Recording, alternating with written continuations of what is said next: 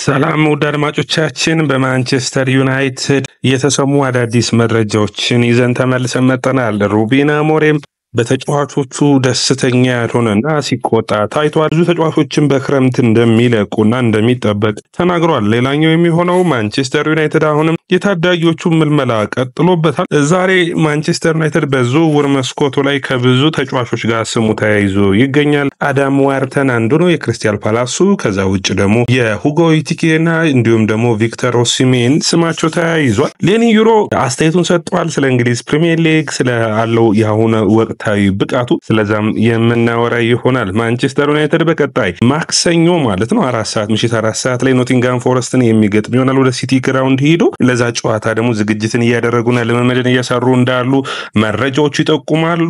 ወደ አድማጮቻችን ይህ ያያ ስፖርት ነው። ላይክ፣ ሼር፣ ኮሜንት ሰብስክራይብ ማድረጋችሁን አትርሱ። የናንተ ላይክ፣ ሼር፣ ኮሜንት ሰብስክራይብ ብዙዎቹ ጋር እንድንደርስ ያግዘናል። ከዛ ውጭ ወደ አድማጮቻችን በእናንተ እይታ በእናንተ አመለካከት ስለኛ ፕሮግራም ያላችሁን አስተያየት ደግሞ አስቀምጡልን፣ ጻፉልን። የመጀመሪያው መረጃ የሚሆነው እንግዲህ ማንቸስተር ዩናይትድ በትናንቱ ፕሮግራማችን ያረጋገጥነው የቤንዲቶ መንቴቶ ጉዳይ ነው። የኮንትራት ሁኔታ ኦልሞስት ተጠናቋል፣ ፈርሟል። በሚቀጥለው ሳምንት በይፋ የሚሆን ይሆናል።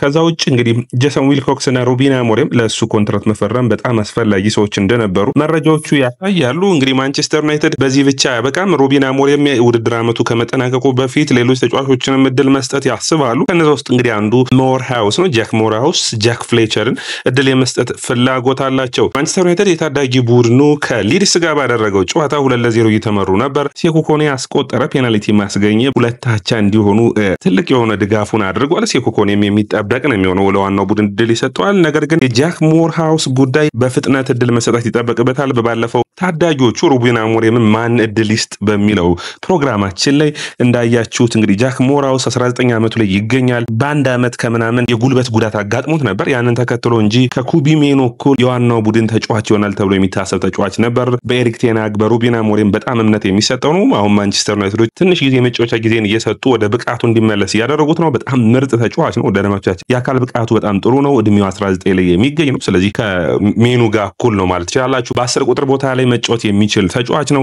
አጫዋወቱ ከሞርጋን ሮጀርስ ጋር የሚያያዝ ነው። ድሪብል ማድረግ፣ ቦል ፕሮግረስ ማድረግ በጣም ክህሎቱ ነው። ኳሱን ይዞ ወደፊት መሄድ በአካዳሚ ከሚገኙት ሌሎች ተጫዋቾች አንጻር ብዙዎቹ ይህንን ተጫዋች ትልቅ ደረጃ ይደርሳል ብለው የሚያስቡት ነው። የቹዶ ኦቢ ማርቲን በሚመለከት ደግሞ በግል አሰልጣኙ ስልጠናዎችን እየወሰደ እንዳለ ይጠበቃል። ነገር ግን ማንቸስተር ዩናይትድ አሁንም ሌሎች ታዳጊ ተጫዋቾችንም እየፈለገ እንዳለ ከፈረንሳይም አንድ እንግዲህ ስሙን አልተጠቀሰም እስካሁን እንጂ አዲስ ታዳጊን ለማስፈረም መልማዮቻቸው እንዳላኩና ፎር ቪቪል በዚህ ወቅት በሚገባም እየመለመሉ እንዳሉ ያሳያል። ዴቪድ ኦርንስቴን ማንቸስተር ዩናይትድ በዝውውር መስኮቱ ላይ ምን አይነት ተሳትፎች ይኖራል ተብሎ ተጠይቆ ነበር። እንግዲህ አሁንም ማንቸስተር ዩናይትድ ታዳጊዎችን ማስፈረም ይፈልጋሉ። ታዳጊዎችን በሩበን አሞሪም ስር ትልልቅ ቡድኖች ጋር ትልልቅ ጨዋታዎች ላይ መጫወት የመቻል አቅም ያላቸውን ማስፈረም ይፈልጋሉ አለ ዴቪድ ኦርንስቴን በግልጽ እንደተናገረው። በኔ እይታ ማንቸስተር ዩናይትድ ሊያም ዴላፕን የማስፈረም ፍላጎት አለው ከቪክቶር ዮኬሬስ አንጻር። እድሜያቸው ከፍ ያሉ ሪሴል ቫልዩ ወይም መልሰው መሸጥ የማይችሉ ተጫዋቾችን ከዚህ በኋላ ማንቸስተር የሚያመጣ አይመስለኝም በማለት አስተያየቱን ሰጥቷል። ነገር ግን ዛሬም ስማቸው ከቪክቶር ኦሲሜን ጋር እየተያያዘ ይገኛል። ቪክቶር ዮኬሬስ እንግዲህ ትንሽ አስቸጋሪ ይመስላል በእድሜው 27 መሆኑን ተከትሎ በዚህ እድሜው ወደ ማንቸስተር ዩናይትድ ሄዶ የፕሮጀክቱ አካል ከመሆን ይልቅ የተሰራ ቡድን ውስጥ ሄዶ ውጤታማ መሆን እንደሚፈልግ በግልጽ ተናግሯል። ስለዚህ ማንቸስተር ዩናይትድን የመቀላቀል እድሉ ጠባብ እየሆነ ያለ ይመስላል። ነገር ግን ያው ዝውውር አታውቁትምና ባልተገመተ ሁኔታ ደግሞ ሐሳቡንም ሊቀይርበት የሚችልበት እድል ሊኖር ይችላል። ኦሲሜን ወደ እንግሊዝ ፕሪሚየር ሊግ መምጣት ይፈልጋል። ማንቸስተር ዩናይትድ መጫወት እንግዲህ ህልሙ ሊሆን ይችላል። ነገር ግን ማንቸስተር ዩናይትድ በተከላካይ በአማካይ በኩል ልምድ ያላቸው ተጫዋቾች ስላሉ ታዳጊ ተጫዋቾችን ቢያስፈርም ብዙዎቹ የሚቀበሉት ነው የሚሆኑት። ነገር ግን በአጥቂ በኩል ላይ አሁንም ልምድ ያለው ተጫዋች ያስፈልጋል። የእንግሊዝ ፕሪሚየር ሊግ ልምድ ያለው እንደነ ኩኛ፣ ሙምቤሞ፣ ሴማዮ ወይም ደግሞ በአጥቂ መስመር ደግሞ እንደነ ኦሲሜን አይነት ልምድ ያለው ተጫዋቾችን ቢያመጣ የማንቸስተር ዩናይትድ ለቀጣዩ ዓመት ዝግጁ የሚያደርገው ይሆናል። የሩበን አሞሪም እንግዲህ ማስጠንቀቂያ እየሰጡ ይገኛሉ። ማንም ተጫዋች ከማንቸስተር ዩናይትድ አይበልጥም፣ ሁሉም ለቡድኑ መፋለም ይጠበቅባቸዋል፣ ተጫዋቾችን እያንዳንዳቸውን አናግረዋል የሚል መረጃ ወጥቷል። ከዚህ ቡድን ውስጥ ማንም መልቀቅ ይችላል በማለት አስተያየታቸውን ሰጥተዋል። ኦቢሜኖ፣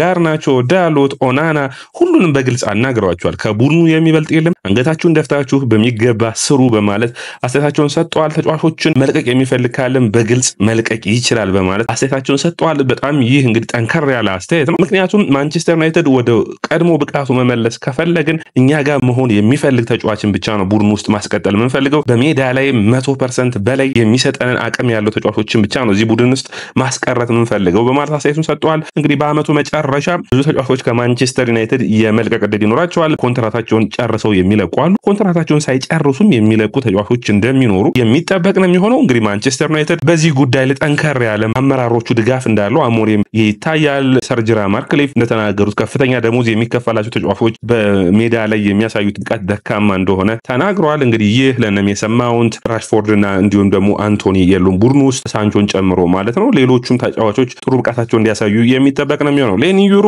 ረጅም ጊዜ በኋላ ኢንተርቪው አድርጎ ነበር። የአንድላንድ ኢንተርቪው ጥሩ የሚባሉ ነገሮችን አንስቷል። በማንቸስተር ዩናይትድ ቤት በጣም ደስተኛ እንደሆነ ዶክተሮቹ፣ ከዛ ውጭ ደግሞ ሩበን አሞሪም ሁሉም ደጋፊዎቹን በጣም ድጋፍን እያደረጉለት እንዳሉ ከጎኑ እንዳሉ ተናግሯል። በአጨዋወቱ ሁኔታም ተናግሯል።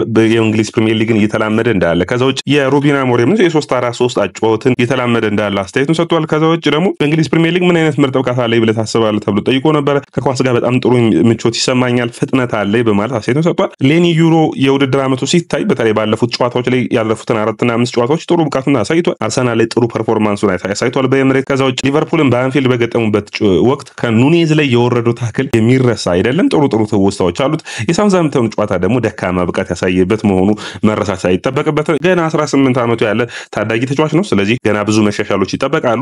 የነ ማቲያስ ደሊት ጋር ጥሩ ጥምረትን መፍጠር በቀጣዮቹ ጊዜያቶች የሚጠበቅ ነው የሚሆነው። ዛሬ ማንቸስተር ዩናይትድ ስማቸው የተያያዘው ከአዳም ዋርተን ጋር ነው። እንግዲህ አዳም ዋርተን በክሪስታል ፓላስ ቤት ከብላክበርን ሮቨርስ ካስፈረሙት ጊዜ አንስቶ ያለፉትን 2 ውድድር ዓመታት ጥሩ ብቃቱን እያሳየ ነው የሚገኘው። በዩሮ 2024 ጥሩ ብቃቱን አሳይቷል። ጥሩ ፐርፎርማንስም ነበረው። አዳም ዋርተን ለማንቸስተር ዩናይትድ ጥሩ ከሚባሉና ቢመጣ በጣም አስፈላጊ የሆነውን ቦታ የሚሸፍን ነው። አንደኛ ከዚህ በፊት እንደነገርኳችሁ የማንቸስተር ዩናይትዶች ታዳጊ ተጫዋቾች ላይ ያተኩራሉ። ይህ ታዳጊ ተጫዋች ነው። ጥሩ ፐርፎርማንስ ያለው ነው። ቦል ፕሮግሬሽኑ ጥሩ ነው። ከኳስ ጋር ጥሩ ምቾት ይሰማል። ትንሽ እንግዲህ አካል ብቃቱ በክሪስታል ፓላስ ቤት የመጫወቻ ዕድል ያሳጣው ይገኛል። ነገር ግን ከክሪስታል ፓላስ ጋር በተጫዋቾች ድርድር ጉዳይ በጣም አስቸጋሪ እንደሆነ ብዙዎቹ ያወራሉ። እንግዲህ አንዱ የሚሆነው ይህ ነው። 70 ሚሊዮን ፓውንድ ድረስ ማንቸስተር ዩናይትድ አሁን ባለው ሁኔታ ማውጣት ያስቸግሯል። 50 ሚሊዮን ፓውንድ ድረስ የሚያገኙት ከሆነ ግን ጥሩ ፊርማ ሊሆን ይችላል። የዙቢሜንዲ ጉዳይ ማንቸስተር ዩናይትድ የዙቢሜንዲ ፈላጊ እንደሆነ ተነስቷል። ነገር ግን ትንሽ አርሰናል ገፋ ብሎ የሄደ ይመስለኛል በዚህ ጉዳይ ላይ። ማንቸስተር ዩናይትዶች በቀጣዩ የዝውውር መስኮት የሚያስፈርሟቸው ተጫዋቾች አሁንም ግልጽ ነው። በብዙ የጋዜጣዎች ላይ ወጣው ይታያሉ። አሁንም የአማካይ መስመር ይፈልጋሉ። ቦሉም ፕሮግረስ የሚያደርግ ወደፊት መሄድ የሚያስችል ብሩኖ ፈርናንዴዝ ወደ አማካይ ተመልሶ የሚያደርገውን ስራ በሚገባ መስራት የሚችል ሰው፣ ከዛ ውጭ በ10 ቁጥር ሚናለት የሚጫወት ተጫዋች ይፈልጋሉ። ከዛ ውጭ ተከላካይና አጥቂም እንደሚፈልጉ ይታወቃል። ያው አንድሬ ኦናና የሚለቅ ከሆነ በተለይ ደግሞ ወደ ሳውዲ የሚመጣለት ጥያቄ ጠንካራ ሆኖ እየመጣ ነው የሚገኘው። ስለዚህ ወደ ሳውዲ የሚሄድ ከሆነ ሌላ ተጫዋችን በግብ ጠባቂነት ማምጣት ይፈልጋሉ። አንዱ ከአርሰናል ጋር የሚፋለሙ ጁዋን ጋርሲያ የሚባል የስፓኞል ግብ ጠባቂ ነው። ያ እንግዲህ የሚጠበቅ ነው የሚሆነው። ቪክተር ኦሲሜን በሚመለከት ፒቢአር ፉትቦል ይዞት የወጣው መረጃ አለ። ኦሲሜን ለሳውዲ ክለቦች በጠቅላላ ተናግሯል። በፕሪሚየር ሊጉ መጫወት ይፈልጋል። ወደ ሳውዲ መሄድ እንደማይፈልግ ተናግሯል። ያንን ተከትሎ እንግዲህ ኦሲሜን ለዩናይትድ መጫወት እንደሚፈልግ ያለ ቻምፒዮንስ ሊግ ቢሆን ደሞዙንም ቀንሶ ለዩናይትድ መፋለም እንደሚፈልግ ተናግሯል። እንግዲህ ይህ መረጃዎቹን ያወጣው ቲቢአር ነው። ልምድ ያለው አጥቂ ያስፈልጓል ማንቸስተር ዩናይትድ አሁንም ቢሆን በራስመስ ሆይላንድ እና በዘርክዚ ከሚቀጥል ይልቅ ልምድ ያለው ጥሩ የሆነ አጥቂ በውድድር ዓመቱ የሚያስፈልገው ይመስለኛል። ያንን ምጃም የሚወስድ ይመስላል። እንግዲህ ሌላኞቹ አጫጭር መረጃዎችን ስናይ አሁንም ማንቸስተር ዩናይትድ በክሪስቶፈር ቪቬል እንግዲህ በመላው ዓለም ተጫዋቾችን በመመልመል የሚታወቀው ክሪስቶፈር ቪቬል አሁን የማንቸስተር ዩናይትድ የምልመላ ክፍል ኃላፊ ሆኗል። ከዚህ በፊት በአርቢ ሌፕዚግ በቸልሲ ደግሞ ብሉኮ ግሩፕ ከያዙት በኋላ የመጀመሪያዎቹን 2 ዓመታት በምልመላ በኩል አብሮ ተሳትፏል። ክሪስቶፈር ቪቬል አሁን ሙሉ በሙሉ የምልመላ ክፍሉ ኃላፊ ሆኗል። ያንን ተከትሎ ሪቨር ፕሌት እንግዲህ አዲስ ተጫዋችን ይፈልጋሉ። ያም ተጫዋች ኢያን ሱባርቢን እንግዲህ ይፈልጋሉ። ጥሩ ብቃት ያለው የሪቨር ፕሌት ተጫዋች ነው። እንግዲህ በጣም ጥሩ ፐርፎርማንስ ያለው ተጫዋች ነው። ነገር ግን ውድ አድማጮቻችን 13 ክለቦች ናቸው ይህንን ተጫዋች እየመለመሉት ያሉት። በሪቨር ፕሌት እንደሚወጡት መረጃዎች ከሆነ አዲሱ ዲማሪያ እያሉት ነው የሚገኙት። በሁለቱ መስመሮች መጫወት ይችላል። ጥሩ የማጥቃት ኃይል ነው ሊያገለግል ይችላል። ማንቸስተር ዩናይትድ ግን ፍላጎታቸውን አሁንም እየገለጹ ነው የሚገኙት። ማንቸስተር ዩናይትድ ሁጎ ኢኪቲኬን በሚመለከት አሁንም ወደፊት መሄድ ይፈልጋሉ። እንደ አሌክሳንደር ኢዛክ ያዩታል። አዲሱ አሌክሳንደር ኢዛክም ነው ብለው ያምናሉ። ስለዚህ ይህንን ተጫዋች ለማስፈረም ጥረቶችን እያደረጉ ይገኛሉ። አሌክሳንደር ኢዛክ በፕሪሚየር ሊጉ ያሳየውን ድንቅ ብቃት ይታወቃል። ከሪያል ሶሲዳድ ሲመጣ ግን በጣም ሪስክ የነበረው ዝውውር ነው። ለኒውካስትል ወደ 72 ሚሊዮን ዩሮ አውጥቶበት ነበር። አሁን በአጠቃላይ ወደ 120 በ20 ሚሊዮን ፓውንድ የሚገመት ተጫዋች እንደሆነ የምታውቁት ሁጎ ኤኪቲኬም ማንቸስተር ዩናይትዶች ደስተኛ ናቸው። 22 ዓመቱ ላይ ይገኛል። ቁመቱ ከኳስ ጋር አብሮ የመጫወት አቅሙን በጣም ወደውታል። ይህንን ተጫዋች ለማስፈረም ጥረትን እያደረጉ ይገኛል። ወደ ልማቻችን ይህ ያያ ስፖርት ነው። ላይክ፣ ሼር፣ ኮሜንት፣ ሰብስክራይብ ማድረጋችሁን አትርሱ።